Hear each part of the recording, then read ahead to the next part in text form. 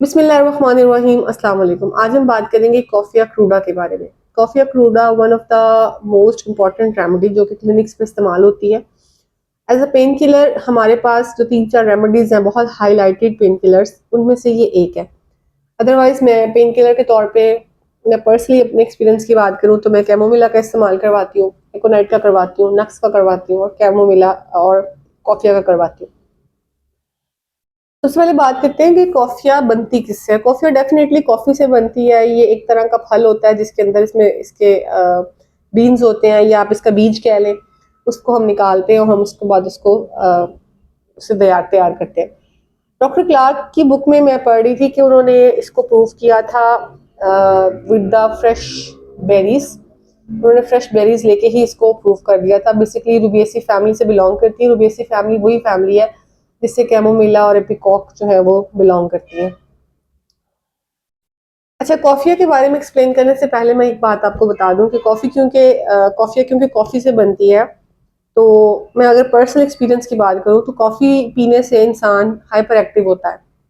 अगर आप थकावट महसूस कर रहे हैं, डल महसूस कर रहे हैं और आपको बहुत सारा काम करना है, तो कॉफी या चाय पीने से आपको पता है हम थोड़ा फ्रेश फील करते हैं और उसके बाद हम काम कर लेते हैं। उसकी रीज़न ये होती है कि इनके अंदर कुछ ऐसे केमिकल्स होते हैं जो आपको एक्टिव करते हैं। और यही जो एक्टिविटीज़ है या यही जो सेंसिटिविटीज़ हैं ये आपको कॉफ़ी के पेशेंट में नज़र आएंगी। तो अगर आप कॉफ़ी के को पर्सनल एक्सपीरियंस कर चुके हैं, उसे पी चुके हैं या पीते हैं, तो आपको अंदाज़ा होगा कि कॉफ़ी पीने के बाद आपको क्या होता है और उसके साथ साथ आपको ये भी समझ आ जाएगी कि इसका पेशेंट कैसा होता है। ओके, अब मैं आपको एक सिचुएशन बताती हूँ जो मेरे साथ पर्सनल एक्सपीरियंस में हुई थी। और वो ये था कि मेरी एक फ्रेंड ने एग्जाम्स की तैयारी के लिए मुझे देखा कि मैं कॉफ़ी पी के, तो मैं अपने पेपर की तैयारी थोड़ा लेट नाइट तक, मुझे लेट नाइट पढ़ने की आदत थी तो वो जाग के मैं कर लेती थी, तो उसने कहा कि मुझे भी दे दो, मैं भी तैयारी कर लेती हूँ। और मैं उसके बारे में इतना जानती थी कि वो कॉफ़ी या चाय का इस्तेमाल नहीं करती, उसने नहीं पी। तो डेट्स मीन कि कॉफ़ी और चाय के लिए वो काफ़ी प्योर बॉडी थी, उसमें उसका इफेक्ट बहुत ज़्यादा तेज़ी से आ सकता था। मैंने पहले इसको सजेस्ट किया कि तुम अभी से मत शुरू करो, इसको शुरू करना है ना तो आफ्टर एग्जाम्स तुम इसको आहिस्ता आहिस्ता शुरू करना, फिर तुम बेयर कर पाओगे। अदरवाइज ऐसा ना हो कि तुम्हें ये अभी कुछ क्या है। लेकिन वो खैर नहीं मानी और उसने कॉफ़ी पी ली। फिर मैंने उसको सजेस्ट किया कि बिफोर द एग्जाम आप पेपर जाने जाने से पहले आप नाश्ता करोगे ना तो उसमें प्लीज़ अपना एक आधा कप कॉफ़ी को दोबारा पी लेना। और उसने वो स्किप कर दी। पूरी रात बैठ के उसने बहुत अच्छी तैयारी की, सुबह तक पढ़ती रही, बहुत अच्छा उसने रिविजन कर लिया। अपना एग्जाम देने गए तो वो वहाँ पे सो गई। लिटरली पेपर उसके आगे पड़ा था और वो कुर्सी पे बैठी-बैठी सो रही थी। थोड़ी देर में मुझे एग्जामिनर की आवाज़ें आना शुरू हुई, तो मैंने जब टर्न करके देखा तो वो पीछे बिल्कुल मेरी साथ वाली रो में पीछे बैठी हुई थी, थोड़ा पीछे करके। दैट टाइम आई सी कि भई उसने तो वो तो सो रही है। अब उसको खैर हमने उठाया और उसको फिर मैंने एग्जामिनर को बताया कि इसने ना कॉफ़ी पी थी रात को, उससे ये पूरी रात जागी है और जागने के बाद अब ये सो रही है क्योंकि इसने सुबह उसको एंटीडोट नहीं किया, क्योंकि कॉफ़ी का असर खत्म हो चुका था। खैर वो उसको हमने उठाया, उठा के हमने इसको वॉशरूम उन्होंने भेजा, उन्होंने कहा जाए मुँह धो के आएँ। पेपर दोबारा उसका हो गया, लेकिन वो अलग बात है कि वो बाद में हमारी थोड़ी-सी नाराज़गी हो गई, वो नाराज़ भी हुई मुझसे जिस पे वो सच सही भी थी। उसका काफ़ी एक इम्पोर्टेंट फ़ेज़ था वो पेपर और मैंने उसमें उसको काफ़ी रिस्क में डाल दिया था। तो कॉफ़िया के जो पेशेंट होते हैं ये बेसिकली बहुत लीन और थिन होते हैं, टॉल होते हैं। इसके अलावा अगर बात करूँ तो एक स्टूपिंग सा इनको आपको स्टूपिंग पर्सनैलिटी नज़र आएँगी। स्टूपिंग पर्सनैलिटी का मतलब होता है कि जो इनके कंधे और इनकी जो गर्दन का है इसका थोड़ा-सा जैसे टिल्ट है आगे की तरफ, आपको लगेगा जैसे ये झुके हुए हैं। तो इसमें आपको ये अपने इनका जो पोस्चर है वो आपको ठीक से सीधा नहीं मिलेगा। इसके अलावा संगुइन टेम्परामेंट के होते हैं। संगुइन टेम्परामेंट का मतलब होता है कि ओवर सेंसिटिव या बहुत ज़्यादा एक्टिव या हर चीज़ का रिएक्शन बहुत फास्टली देते हैं। ये रेमेडी 3-4 चीज़ों के लिए बहुत इंपॉर्टेंट है। ओवर सेंसिटिविटी के लिए, पेन के लिए, हेडेक के लिए। और पेन्स में सर जनरल पेन्स की बात करें और हेडेक ऑब्वियसली स्पेसिफिक हेडेक है इसका। और टूथिक ज़ाहिर है वो भी पेन के अंडर आता है, लेकिन बहरहाल स्पेसिफिक पेन में टूथिक बहुत इंपॉर्टेंट है। अगर ओवर सेंसिटिविटी की बात करूं तो ओवर सेंसिटिविटीज जितने भी इसके सेंसेस होते हैं ना तमाम के तमाम ओवर एक्टिव हो जाते हैं। इसका स्मेल, इसकी हेयरिंग, इसका टेस्ट, इसका टच, आपको उसमें सेंसिटिविटी मिलेगी। Chamomilla is one also the one of remedy जहाँ पे ओवर सेंसिटिविटीज है तमाम सेंसेस के लिए। और इसको कंपैरिजन कर लें कैमोमिला के साथ, आपको बहुत जगहों पे कंपेयर होती मिलती है। अच्छा, अब क्योंकि कॉफी पीने वाला शख्स, जैसे मैंने बताया, फुल ऑफ सेंसिटिव एक्टिव होता है, माइंड इसका बहुत ज़्यादा चल रहा होता है, तो जाहिर है इसके भी जो थॉट्स है वो फुल एक्टिव होते हैं, मेंटली बहुत एक्टिव हो जाता है, रात को सो नहीं पाता। और जब ये सोने के लिए लेटता है तो इसको बिल्कुल, इसका दिमाग ऐसे जाग रहा होता है कि जैसे इसको सारी दुनिया अभी फतह कर लेनी है, इसको इतने प्लान्स बनते हैं दिमाग में। इवन ये एक्साइटमेंट ना सिर्फ इसके मेंटल लेवल पे होती है, बल्कि ये एक्साइटमेंट इसके फिजिकल लेवल पे भी होती है। मुझे एक पेशेंट ने बताया कि जिस दिन वो अपनी फिजिकल एक्टिविटी अपनी रूटीन से ज़्यादा कर लेती है, उसमें उनकी जॉब भी है, घर भी है, फैमिली भी है, तो वो सब जिम्मेदारियों के साथ वो चल रही हैं, तो कहती जब वो ये काम ज़रूरत से ज़्यादा कर ले या उनको लगे कि रूटीन से ज़्यादा काम हुआ है, उस रात वो सो नहीं पाती और थकावट होती है, तो असूलन तो उन्हें सोना चाहिए, बट वो सो नहीं पाती। तो जब मैंने उनको कॉफिया की एक डोज दी तो वो सो गई। अच्छा, इसके साथ साथ अगर मैं बात करूँ इसकी ओवर सेंसिटिविटी या हाइपर एक्टिविटी को लेकर, इसके जो एलिमेंट्स हैं जिससे ये इफेक्ट होती है, यानी पेशेंट इफेक्ट किस चीज से हो रहा है, ये कोई भी सडन एक्साइटमेंट है या सडन बैड न्यूज है, ये दोनों से एक्साइटेड होकर दोनों से इफेक्ट होता है। ये अच्छी खबर पे भी इफेक्ट होता है, ये बुरी खबर पे भी इफेक्ट होता है। आपने अक्सर देखा होगा कि हमारे यहाँ डिफरेंट अच्छे मौकों पे भी हमारे घर के कुछ लोग या किसी बड़ी खुशी के मौके पे भी कोई एक फैमिली मेंबर ऐसा होता है जो उस खुशी को भी एब्जॉर्ब नहीं कर पाता और वो रोने लग जाता है, या हंस के रोने लग जाता है या डायरेक्ट रोने लग जाता है। ऐसे लोग अमूमन कॉफियाज होते हैं।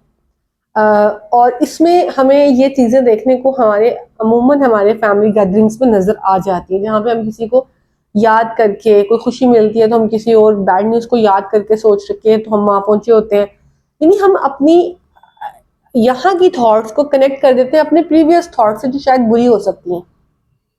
तो बैड न्यूज़ और गुड न्यूज़ दोनों इसके लिए काफ़ी ज़्यादा सेंसिटिव होती हैं, उस पर ये रिएक्ट भी करता है, उस पर इसकी बॉडी और माइंड दोनों जो है वो रिएक्ट करते हैं, ओवर सेंसिटिव हो जाते हैं। इसकी लाफिंग और इसकी वीपिंग दोनों ऑल्टरनेट करती हैं, ये हंसते हुए रो पड़ता है, रोते हुए हंस पड़ता है। इस पे बाय द वे बहुत सारे रूब्रिक्स मौजूद हैं और पेशेंट में इसमें प्लाटिना बहुत अच्छा काम करती है, स्ट्रामोनियम बहुत अच्छा काम करती है, हाइसैमस एक दवाई है, इग्नेशिया है। ये बहुत ज़बरदस्त मेडिसिन है, लेकिन उन सबके अपने अपने क्राइटेरियाज है। कब हमने पेशेंट को वीपिंग और लाफिंग ऑल्टरनेट्स पे हमने कौन कौन सी दवाई इस्तेमाल करवानी है, इनका अपना अपना डिफ्रेंशिएशन है, जो कि बहरहाल हमें पता हो तो हम फिर स्पेसिफिक दे सकते हैं। लेकिन बहरहाल इसका क्या है, इसका ये है कि ये कोई भी सडन सडन यानी कि ओवर एक्यूट, ओवर एक्साइटेड खबर सुने, अभी सुने, फौरन सुने, तो क्या होता है कि ये अच्छी खबर या बुरी खबर दोनों पे इस तरह से रिस्पॉन्ड करती है, ये या तो रोने लग जाती है या हंसते हुए रोने लग जाती है। अब बात करते हैं इसके पेन्स के बारे में, क्योंकि पेन्स इसकी फर्दर डिवाइड होती हैं टुटिक में, हेडिक में, जो बहुत इंपॉर्टेंट है। इन दो एरियाज में तो पेन्स बहुत जरूरी है। इसकी पेन्स इसके बहुत ज्यादा इंटेंस होते हैं, शदीद इंटेंस। इसकी इंटेंसिटी से आप यहाँ अंदाजा लगा लो कि इतनी शिद्दत होती है कि बाद में पेशेंट एक दफा डिप्रेस हो जाता है, और यानी पेशेंट पेन्स डिप्रेस हो जाते हैं, और ऐसे पेशेंट उस डिप्रेशन में जाके भी या उस पेन की इंटेंसिटी में भी पेशेंट जो है वो रेस्टलेस हो जाता है, वो इजी नहीं होता, वो कहीं पे आसानी से बैठ नहीं सकता। वो एक आर्सेनिक एल्बम वाली जो बेचैनी आपको नजर आएगी ना, वो आपको उस वक्त उसमें नजर आएगी। अच्छा, अब इसके साथ साथ बात करते हैं इसके हेडेक के बारे में। इसका हेडेक अमूमन माइग्रेन टाइप का, यानी हाफ हेड होता है। कोई लेफ्ट हेड है या राइट हेड है, अमूमन हाफ हेडेक होता है। और इसके हेडेक की जो बड़ी इंपॉर्टेंट सिम्टम है फर्दर, वो ये है कि ये बहुत ज़्यादा मेंटल एग्जर्शन से, थिंकिंग से, इसके सर के लेफ्ट या राइट किसी एक साइड पे पेन होगा, और ऐसे लगेगा जैसे समवंस कोई इसके सर में कील ठोक रहा है। वो जो कील ठोकने से जो पेन महसूस होगी ना, वो जो एक चीरा लगेगा, एक टीयर फील होगा, वो फीलिंग इसको इसके सर में होनी है। और ये सब कुछ कब हो रहा है? After over excitement of the mind. तो ये चीज भी जहन में रखें कि अगर सर का दर्द है, लेफ्ट या राइट हाफ हेडेड है, तो आपने क्या करना है, आपने इसके पेन की नेचर चेक करनी है और कॉज ऑफ पेन चेक करनी है, तो आप इस मेडिसिन को इस्तेमाल करवा सकते हैं। अच्छा, बात करते हैं इसके टूथिक की, क्योंकि टूथिक भी एक पेन किलर पेन हुआ बेसिकली। अब इसके पेन, टूथिक के पेन की एक्साइटमेंट भी ये है कि बहुत इंटरमिटेंट होगा, जर्क में होगा, ऐसे लगेगा जैसे कुछ जर्क्स लग रहे हैं, झटकों की सूरत में होगा। इंटेंसिटी वहां भी बहुत ज्यादा है, ओवर सेंसिटिव वहां भी बहुत ज्यादा है। इसकी ओवर सेंसिटिविटी इतनी ज्यादा है कि अगर इसके मुंह में आप ठंडा पानी रखवा दें तो उससे क्या होगा, उससे ये होगा कि इसका पेन थोड़ी देर के लिए रुक जाएगा, यानी उस ठंड को या उस चिल को भी वो इतनी जल्दी महसूस करेगा कि उसका पेन रुक जाएगा, और जैसे ही वो पानी दोबारा वापस नॉर्मल टेम्परेचर पे जाएगा, इसका पेन दोबारा स्टार्ट हो जाएगा। ऑब्वियसली टूथिक में हमें बहुत सी चीज़ें देखनी होती हैं, हमें बिहाइंड द रीजंस ढूंढनी होती हैं, और वो अक्सर रीजंस हम कवर नहीं कर सकते सिर्फ मेडिसिन से। उसके लिए जो एक मैनुअल तरीका होता है, हमारा डेंटिस्ट के पास भेजना बहुत ज़रूरी होता है पेशेंट को।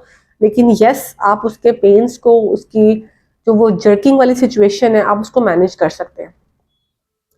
अब बात करते हैं इसके रिलेशनशिप की। अच्छा, रिलेशनशिप से पहले मैं आपको ये बता दूं कि इसके खाने और पीने की आदत में भी आपको एक जल्दी मिलेगी। जल्दी क्यों होगी? क्योंकि वो बहुत ज़्यादा ओवर सेंसिटिव है, बहुत हाइपर एक्टिव सा है, वो उसकी सेंसिटिविटीज बहुत एक्सट्रीम पे है, टॉलरेबल नहीं है। अगर बात करें इसके रिलेशनशिप पे, तो इसके रिलेशनशिप में या इसकी कंपैटिबल मेडिसिन के अंदर आती हैं एकोनाइट, कैमोमिला, सल्फर, अच्छा, और इग्नेशिया। एकोनाइट में तो आपको फेयर्स मिलेंगे, ठीक है, क्यूटनेस क्योंकि वहां भी बहुत ज्यादा है, लेकिन आपको फेयर्स के साथ मिलेंगे, तो ये डिफ्रेंशिएट हो गया इन दोनों मेडिसिन का। अगर बात करूं कैमोमिला की, तो कैमोमिला में बेबी रो रहा है या वो बड़ा रो रहा है, रेवे कर रहा है, वांट्स टू कैरी। कैरी पे मैं ऑलरेडी अपनी एक वीडियो बना चुकी हूँ कि कैरिड का क्या मतलब हो सकता है। पेशेंट बच्चा है तो कैरी का क्या मतलब हो सकता है, कोई बड़ा है तो जाहिर है वो तो नहीं गोद में आएगा, लेकिन वहां कैरिड हमने किस सेंस में लेना है, आप देख सकते हैं मेरे चैनल में पड़ी है। इसी तरह एक इग्नेशिया का जो पेशेंट है, इसके अंदर आपको हिस्टेरिकल फॉर्म मिलेगी। इसमें भी आपको अल्टरनेट मिलेगा वीपिंग और लाफ्टर टेंडेंसीज के साथ। इसमें भी आपको पेन्स मिलेंगी, इसके अंदर भी आपको डिप्रेशन मिलेगा, और इसके अंदर भी आपको हेडेक मिलेगा। लेकिन इसकी जो सिचुएशन है वो हिस्टेरिकल फॉर्म में होनी है। अगर बात करूँ सल्फर की, तो सल्फर इसकी क्रॉनिक रेमेडी है। अगर ये एक्यूट है, जाहिर है जैसे मैंने भी बताया कि ये एक्यूट रेमेडी है, ओवर एक्यूट है इवन, तो sulphur it's a chronic remedy. Aggravations की बात करें तो एग्रावेशंस में दो एग्रावेशंस याद रखना बहुत ज़्यादा ज़रूरी है। एक तो ये कि suddenness in every kind of symptom, mental या physical, even more than obviously mental. आपके पास मेंटल एक्साइटमेंट सडन है तो एग्रावेशंस आप इसको कंसिडर करते हैं और इससे कोई सिम्टम बढ़ रहा है। दूसरा ये है कि अगर ये पेशेंट आपके पास आ रहा है एक लॉन्ग ट्रीटमेंट के बाद, जिसने कई दवाइयाँ खाई हुई हैं, और आपको पता है कि उन दवाइयों में कुछ ना कुछ केमिकल ऐसा था जो नार्कोटिक था, जो कि होता है एलोपैथिक मेडिसिन में भी होता है, हमारे पास भी होता है, लेकिन जाहिर है हम उनका इस्तेमाल दोनों डिपार्टमेंट्स में, दोनों स्कूल ऑफ थॉट्स में, जाहिर है उनके इस्तेमाल का तरीका अलग भी है और सेफ भी है, बट उनके कुछ ना कुछ साइड इफेक्ट जो हैं वो आ रहे होते हैं बॉडी पे। तो long term of narcotic remedies या नार्कोटिक मटेरियल अगर पेशेंट आपके पास आ रहा है, तो आपको कॉफिया के बारे में सोचना है। उसकी रीज़न ये भी है कि इसको हम एज अ एंटीडोट इस्तेमाल करते हैं। अच्छा, एंटीडोट के बारे में डॉक्टर क्लार्क ये कहते हैं कि अगर हाई पोटेंसीज पे आप एंटीडोट देना, इसको एंटीडोट कराएं कॉफिया से, तो उसके रिजल्ट्स नहीं मिलते। आई डोंट नो, मैंने अभी तक नहीं कराया, मेरे एक्सपीरियंस में शायद ये बात नहीं है, तो मुझे अंदाज़ा नहीं। बट अगर किसी को है तो प्लीज़ शेयर फॉर अस, हमारे लिए शेयर करें ताकि हम इस चीज़ से फ़ायदा उठा सकें।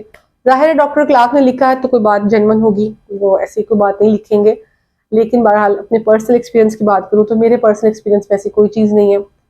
होप सो कि आपको आज की वीडियो, आज की मेडिसिन, आज की रेमेडी अच्छी लगी होगी, आइडिया मिल गया होगा, समझ आ गई होगी कि इसको हमने पढ़ना कैसे है और इसको हमने समझना कैसे है, एंड देन हम इसको प्रैक्टिकली कैसे अंडरस्टैंड करें। मेरी कोशिश ये थी कि मैं आपको इस रेमेडी के साथ, जो कि मेरी समझ है या मेरी अवेयरनेस है जो इसके साथ में, वो आपको वो करवा दूँ। तो अगर मेरी वीडियो आपको अच्छी लगी है